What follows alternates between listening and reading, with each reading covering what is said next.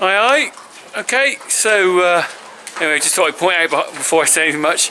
Behind me there's the dry cows that I've just put a new bale of silage out for, and I put 2 bales out, and they seem to have just like preferred one of them, and so they're all fighting to get to one of the bales. One must be nicer than the other.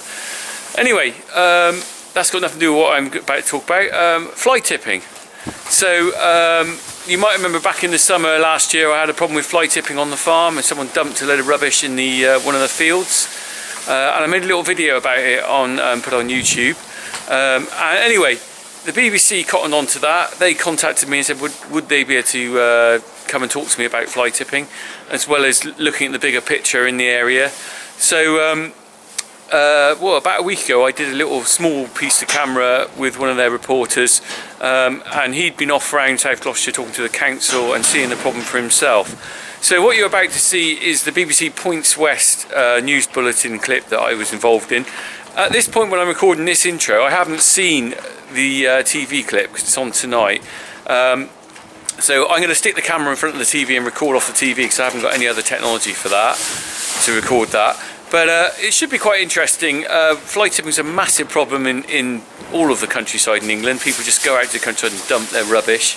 Very frustrating. So hopefully this will highlight the issue and let everyone know what a problem it is. I'm sure a lot of you watching this will know where there's some fly tipping going on, or at least seen some in gateways themselves. But as I said, this bit you're about to see from BBC Points West, which is the regional news bulletin after the main news for this area, covers I think from Gloucestershire right down to sort of probably, I don't know how far it goes down, certainly Somerset, Wiltshire, maybe, I don't know where it does, Devon and Cornwall, I'm not really sure, but it covers a regional area, so you'll be able to see what they saw on the local regional news about fly tipping. Okay, cheers all. And if I get around to it, I'll put in the bottom of the link the video I made of the fly tipping incident on the farm. They were talking about using some clips from the my video in the news footage. I'm not sure whether they have or not at this point. So anyway, you might as well see the whole video I made. It's in the links it'll be in a link below the description on this video. Okay, cheers.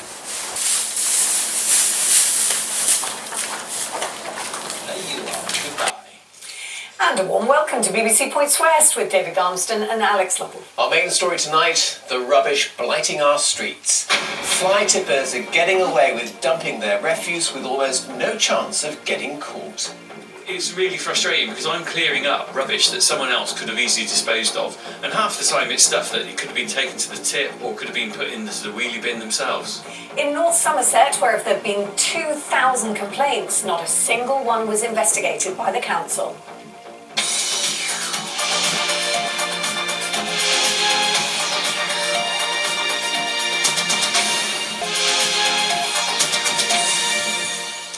Hello, good evening. Fly tippers in the West are getting away with it almost every time.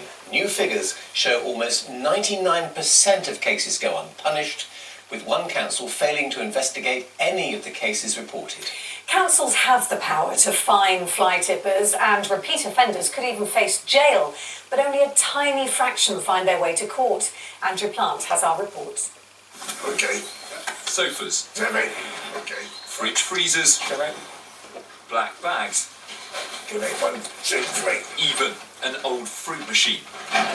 As dawn breaks over Bristol, the fly tipping team is already picking up the objects dumped every day across the city. This is nothing unusual. Most people don't want to pay. Like I said, they find it easier just to dump it. This is a cheap option. Cheaper option, yeah. The teams play detective too, looking for clues, but the fact is across our region, around 98% of fly tipping incidents go completely unpunished. Make sure they don't put the ID in. But it's far from a victimless crime.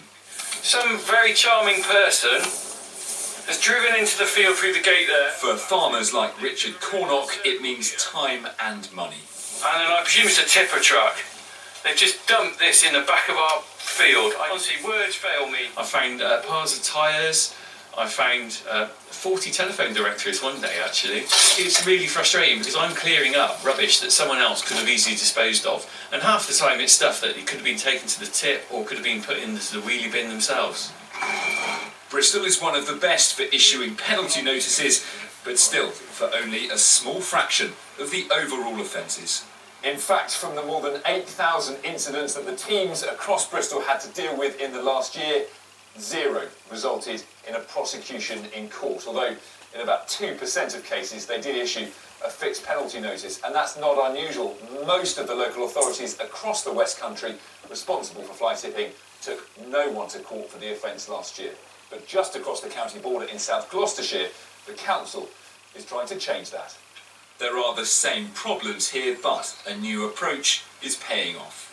We have a dedicated enviro crime team, ex-police officers, trained investigators, and what we've been able to do is to identify the individuals who have fly tipped, and we have successfully prosecuted them.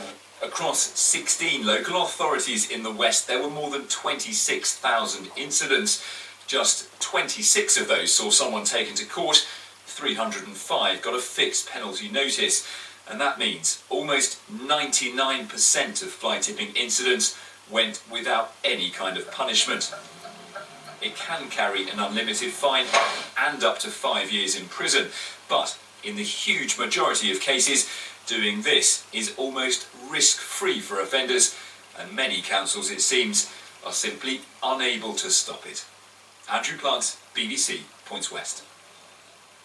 So according to those figures, North Somerset Council hasn't investigated any cases of fly tipping reported to it, and that would be the worst record of all for the local authorities in the West. Councillor Peter Bryant is the council's executive member for the environment and is joining us in the studio. You dispute that, don't you, and say that you have actually investigated some cases? Yes, one of our officers was reassigned as project enforcement officer, and during his time, in the last 12 months, he's investigated in depth 79 problem areas, of which 6 have resulted in in-depth investigation and people under caution. Well, of course, we've gone on the government figures here, but actually, out of 2,215, 79 still seems like a very low number. Would you understand that people would find that very frustrating, that you're just not taking enough action? Well, yes, I agree, but if you secure the information, you can secure the conviction. Yeah, but if you don't go looking for it or investigating enough of them, you're not going to get any information, are you? Well, we do, but how many people want to come forward? They will say, yes, they saw someone drop something. And then you present to them the very fact that, would you be prepared to sign a statement to that effect? Then 100% back off. What, you're saying that people are actually saying they don't want to report it? Can't you take that out of their hands? I mean, in Avon and Somerset we're hearing they're actually, or South Gloucestershire actually, they are going through it and finding the information for themselves. They're not waiting for a member of the public to have to dob in somebody else. It's the council's responsibility, isn't it, to go through it and do something about it? Well, the 79 investigations that we've done, that's exactly what has been done. It's been poured over by our officers, looking for scraps of evidence which will lead possibly to a conviction. Last year, you very publicly had to apologise for the bin collections in North Somerset. They went a bit wrong, it was with your contractor, and you were profusely sorry, those were your words. Are you on top of the rubbish situation in your council area? Yes, and we are. We most definitely are. We're very proud, the waste management team, well, the whole of the council, and the fact that we have 61% of recycling, and that puts us in the top quartile throughout the country of all authorities. Okay, well thank you, Councillor Peter Bryant, for joining us today. Thank you.